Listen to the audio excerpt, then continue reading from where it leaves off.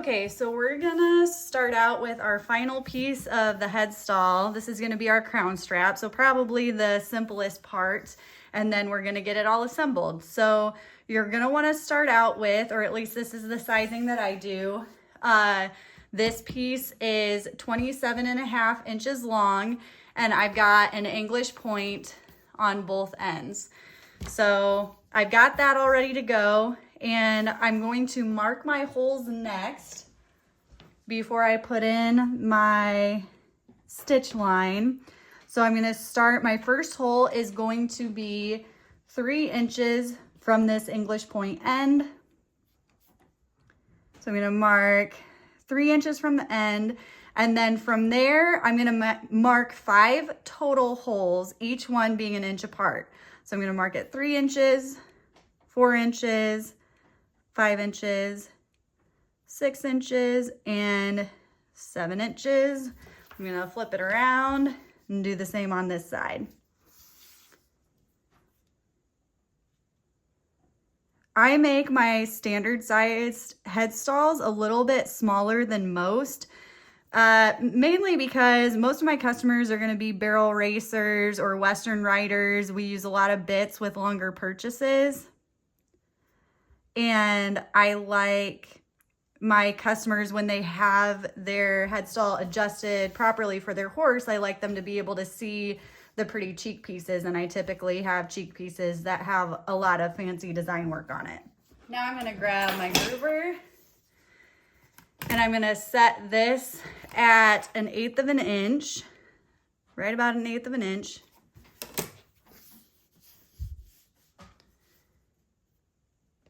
And then I'm going to mark my stitch line.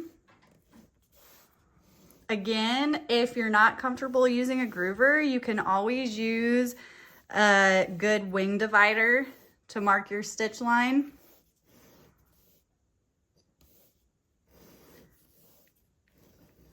Some people find those way more easy to use, I'm sorry.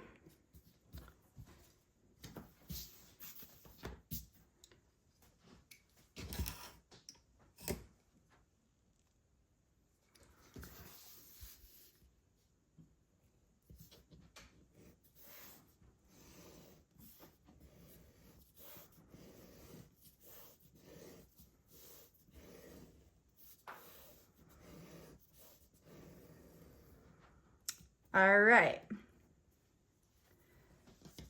we've got those stitch lines finished up. So now we're gonna go ahead and glue this onto our liner. Our liner was, I would say this was about 6 ounce Latigo from Panhandle.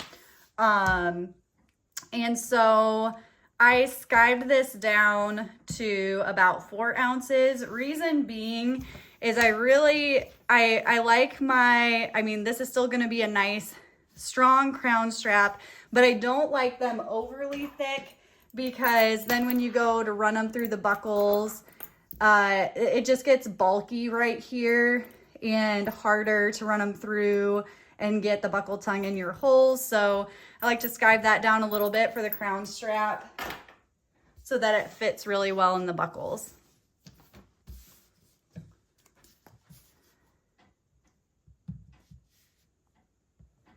So I'm just gonna add some glue on both sides real quick, the liner, and then the top side of our crown strap, the English bridle leather. We're still using the Weaver Select English bridle leather on top, and then this burgundy Latigo on the bottom.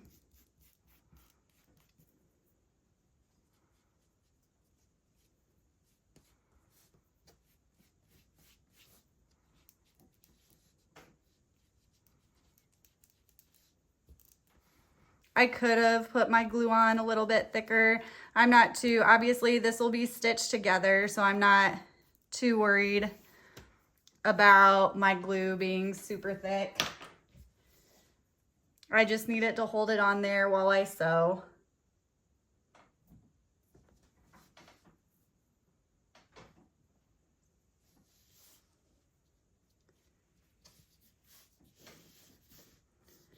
All right, I got it lined up. I'm gonna go and press that down. And then if you want, if I'm gonna pound on it like this, hold on, I gotta grab my mallet. A lot of times I'll grab my mallet and then flip it over so I'm only pounding on the liner side. And then I'll tap down that liner.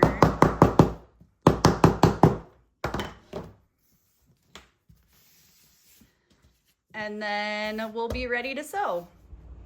Okay, so we're all ready to sew now. I get my machine and everything turned on.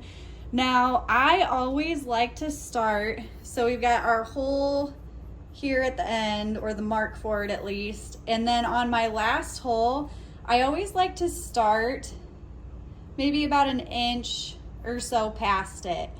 The reason for that is it's honestly not that big of a deal, but to me, I just really like paying attention to the little details. The reason why I start here is because then the spot where I burn off my threads is gonna be covered up by either the earpiece or the brow band. So I just like to do that because it's one more like little thing that you know, isn't gonna, usually where you burn off your threads, the stitching looks just a little bit different there, and I just like everything to look really uniform and really professional. So that's just something I do. That's a personal preference thing again. It's not 100% necessary, but we're gonna start in a forward stitch and we're gonna come all the way around.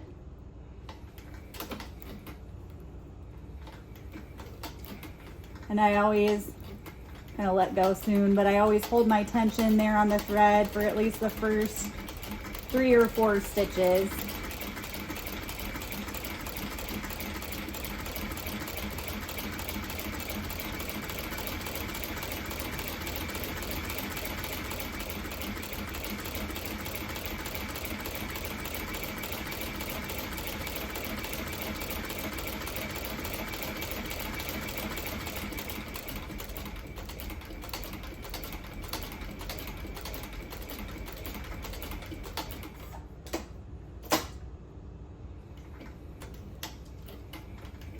And then I always like to make sure I get that last stitch right in the corner if I can,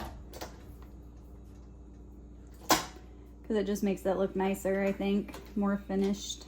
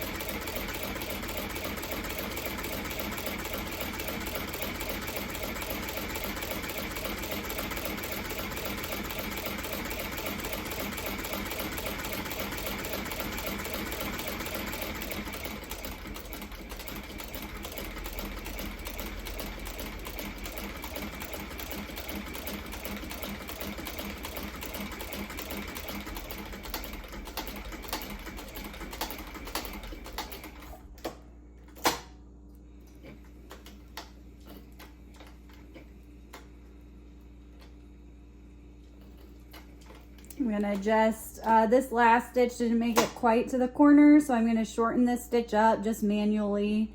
I moved my piece of leather. I'm gonna really carefully and slowly bring that needle down and then try to get it up in the corner a little bit.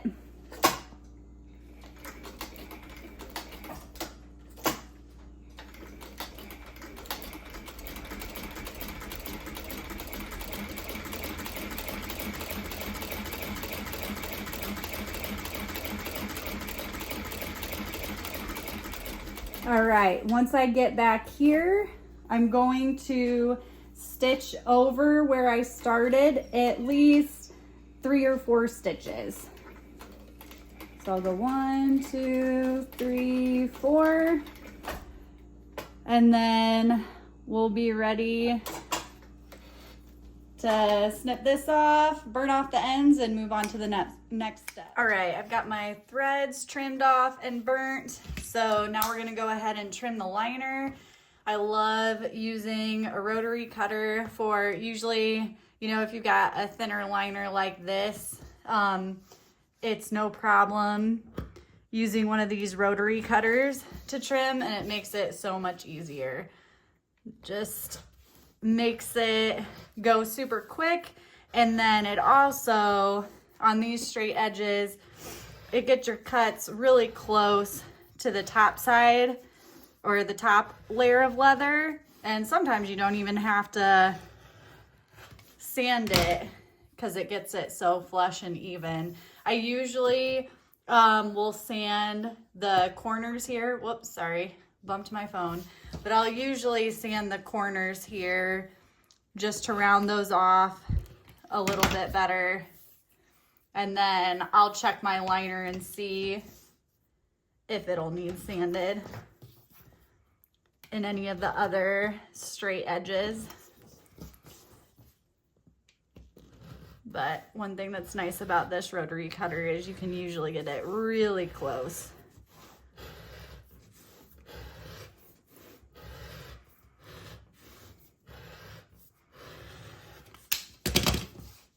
All right, I went ahead and used my rotating sander to get all of these edges nice and flush, and now it's ready to be edged.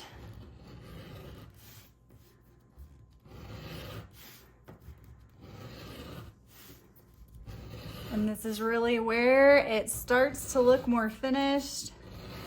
This is probably one of my favorite steps. Edging is just a satisfying part of the process.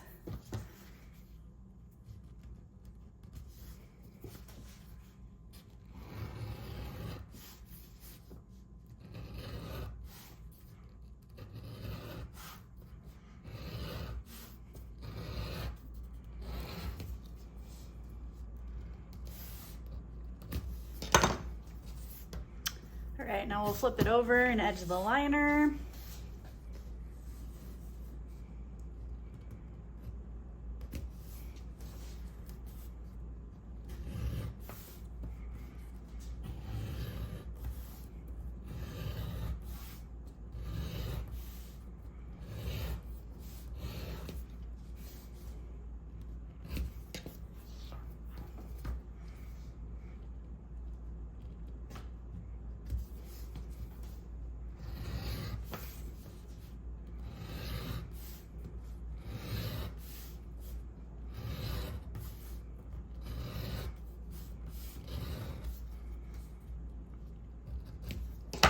Now I'm gonna go ahead and burnish the edges here. And then if you don't remember from my previous videos, I really like to use Martin's mix. I do half water in this little marker dispenser guy. And so I do half water, half Martin's mix.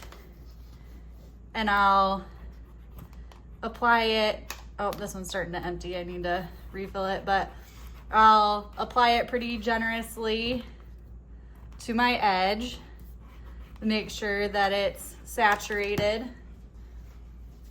And then I'm gonna use some elbow grease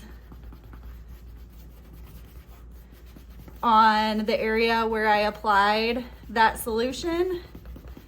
And I'll just go to town on it for a little bit with my little piece of canvas cloth until I see it get really glossy and shiny. So once I get about there, you can see it's nice and glossy. Then I'm ready to move on to the next section. All right, now that we've got all of our holes punched in this crown strap, and then I did add my maker's mark over here on this side, we're gonna go ahead and assemble it. So we've got our earpiece that we're gonna slide on here.